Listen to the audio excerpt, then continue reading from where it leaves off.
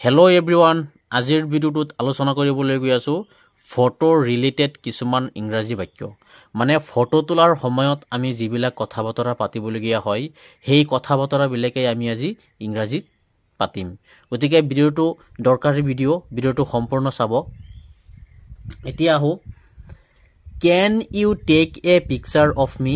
Can you take a picture of me? মানে তুমি মোৰ এখন ফটো তুলিব পাৰিবানে? আপুনি যদি ক'ৰবাত যায়, যদি কাৰোবাক কয় তুমি মোৰ এখন ফটো তুলিব পাৰিবানে, সেইটোৰ ইংৰাজীটো হ'ল can you take a picture of me? আপুনি ক'লে চিয়'ৰ। তাৰমানে টেক এ পিকচাৰ, ফটো তোলাৰ ইংৰাজীটো হ'ল টেক এ পিকচাৰো ক'ব পাৰে বা টেক এ ফটোও ক'ব পাৰে। নেক্সট আছে শ্বি ইজ টেকিং পিকচাৰ বা ফটো।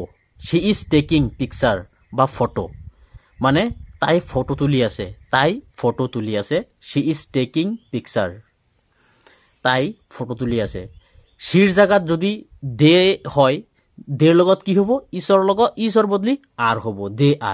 দে আৰ টেকিং পিকচাৰ মানে সিহঁতে ফটো তুলি আছে, তেওঁ ফটো তুলি আছে, হি ইজ টেকিং পিকচাৰ। গতিকে আমি এনেকৈ ইংৰাজী শিকিবলৈ চেষ্টা কৰিম। তাৰপিছত you take a photo my whole body. You take a photo my whole body মানে তুমি মোৰ গোটেই শৰীৰৰ ফটো তোলা। আমি ফটো তোলাৰ সময়ত যে কওঁ যে গোটেই শৰীৰটোৱে ফটো তোলা, সেইটো ক'বলৈ চেষ্টা কৰিছোঁ। You take a photo my whole body মানে তুমি মোৰ গোটেই শৰীৰটো ফটো তোলা। তাৰপিছত could you step a bit to the right? Could you step a bit to the right মানে আপুনি সোঁফালে অলপ খোজ দিব পাৰিবনে? আমি ফটো তোলাৰ সময়ত কওঁ আপুনি ৰাইট ছাইডে যাওক বা লেফ্ট ছাইডে যাওক, আমি এনেকৈ কওঁ। গতিকে সেইটোৱে মই ক'বলৈ চেষ্টা কৰিছোঁ, আপুনি সোঁফালে অলপ খোজ দিব পাৰিবনে? সেইটোৰ ইংৰাজীটো হ'ল could you step a bit to the right. তাৰপাছত কাম ক্ল'জ মানে অলপ আগত আহা। আমি ফটো তোলাৰ সময়ত কওঁ যে অলপ আগত আহা, সেইটো ক'ম কাম ক্ল'জ। তাৰমানে তাৰ পিছৰ বাক্যটো হ'ল কুড ইউ প্লিজ স্মাইল মানে অলপ হাঁহি দিয়া।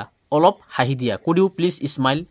যদি আপুনি কয় হাঁহি দিয়া, হাহা এনেকৈ যদি কয়, তেনেহ'লে স্মাইল বুলি ক'লেও হ'ব, স্মাইল। মই মানে কুড, কেন আৰু কুড কেতিয়া ব্যৱহাৰ কৰিব লাগে মই আগৰ ভিডিঅ'ত আলোচনা কৰিছোঁ যে কুড ইউ প্লিজ স্মাইল মানে অলপ হাঁহি দিয়া। তাৰপাছত আপুনি ক'লে কিপ কোৱাইট মানে চুপ থাকা। আমি ফটো তোলাৰ সময়ত কওঁ চুপ থাকা, সেইটো হ'ল কিপ কোৱাইট। মুভ ইউৰ হেণ্ডছ মানে হাত দুখন মুভ কৰা। মানে হাত দুখন লেফ্ট ৰাইট তুলিবলৈ হ'লে আমি সেইটো দাঙিবলৈ, আমি হাত দুখন যেতিয়া লেফ্ট আৰু ৰাইট দুইটা হাত যেতিয়া ওপৰত দাঙি দিওঁ, তেতিয়া আমি সেইটো ইংৰাজী মানে ক'বলৈ পাৰি যে মুভ ইউৰ হেণ্ডছ। তাৰপিছত বেক অফ মানে পিছত যোৱা।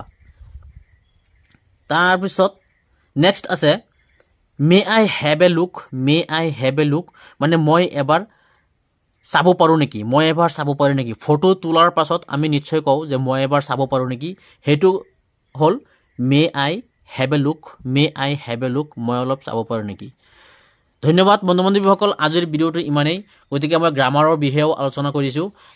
Narration, preposition, correct tense, voice change, negative, interrogative, এইবোৰ ভিডিঅ' ছাত্ৰ ছাত্ৰীসকল তোমালোকে চাবা, ঘৰত বহি শিকিব পাৰিবা।